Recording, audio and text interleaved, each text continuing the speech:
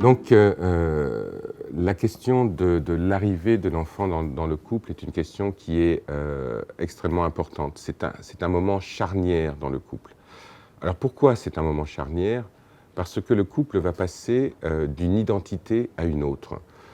Lorsqu'un homme et une femme se rencontrent, ils sont amants, ils sont amoureux naturellement, et puis il y a ce moment où on décide de faire un enfant et le moment où l'enfant arrive. Et à ce moment-là, le couple change de statut. Le couple s'installe dans la parentalité.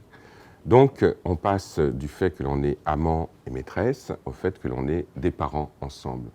Et donc, de fait, il y a l'arrivée d'un troisième élément. Et ce troisième élément, qui est l'enfant, est un élément qui est très perturbateur pour le couple, parce qu'on quitte la fusion, on quitte le moment où on est essentiellement l'un avec l'autre pour s'ouvrir et pour accepter l'arrivée d'un enfant. Donc ça met souvent à mal beaucoup de couples, parce que c'est comme si l'arrivée de l'enfant créait parfois de la jalousie au sein du couple. J'entends beaucoup d'hommes qui me disent « mais depuis que notre fille est arrivée, ma femme, j'ai l'impression qu'elle est beaucoup plus amoureuse de mon enfant que de moi ». Ou alors, il peut y avoir des femmes aussi qui disent « mais mon mari, il est beaucoup plus proche de notre enfant que de moi ». C'est-à-dire, le couple, à ce moment-là, va se fissurer, va se mettre en difficulté. Et bien souvent, il y a des couples qui vont rompre après l'arrivée d'un premier enfant, après quelques années, parce qu'ils n'arrivent pas à retrouver cette dimension amoureuse, cette dimension de tendresse et cette dimension aussi de sexualité. Parce que c'est important de le dire également, statistiquement, lorsque les couples viennent me voir, et pas simplement dans mon cabinet, ça, la plupart des thérapeutes de couple le diront, lorsque les couples viennent me voir pour une absence de désir et que je leur dis « mais depuis quand y a-t-il plus de désir à l'intérieur de votre couple ?» De façon quasi systématique, c'est après l'arrivée du premier, voire du deuxième enfant. Donc c'est comme si l'enfant désexualisait le couple.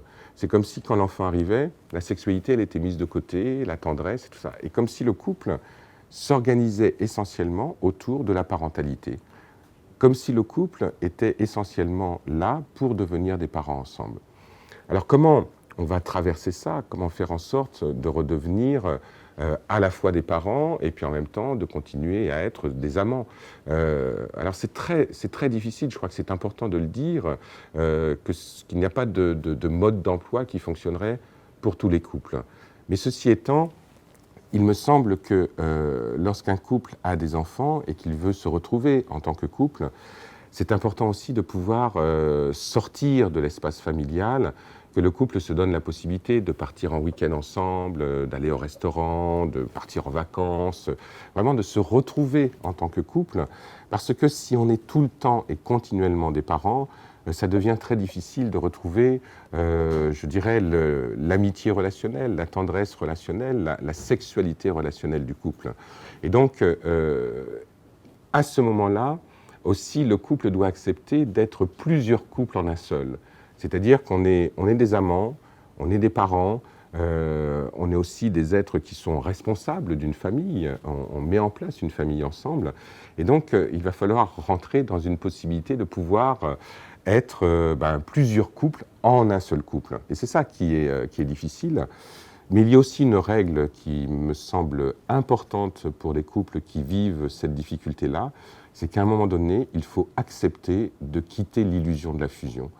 À partir du moment où il y a un enfant ou des enfants, le couple a tué la fusion. Il n'y a plus de possibilité fusionnelle. Donc il n'y a plus de possibilité de revenir à cette enveloppe à l'intérieur de laquelle le couple va se vivre seul.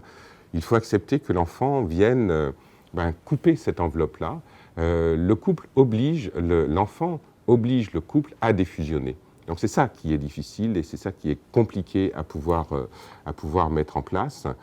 Et puis en même temps, une autre chose qui est plus philosophique, c'est que si on fait des enfants, c'est pour pouvoir grandir avec ses enfants. Ce n'est pas pour pouvoir faire grandir ses enfants. Bien sûr, on le fait quand on les élève, mais comment en tant que parent, on grandit avec ses enfants?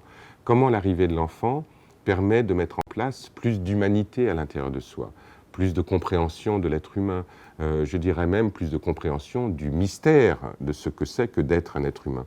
Et donc, dans tout ce mouvement-là, il y a, me semble-t-il, des éléments qui peuvent permettre au couple de pouvoir continuer à se construire au-delà de l'arrivée de l'enfant.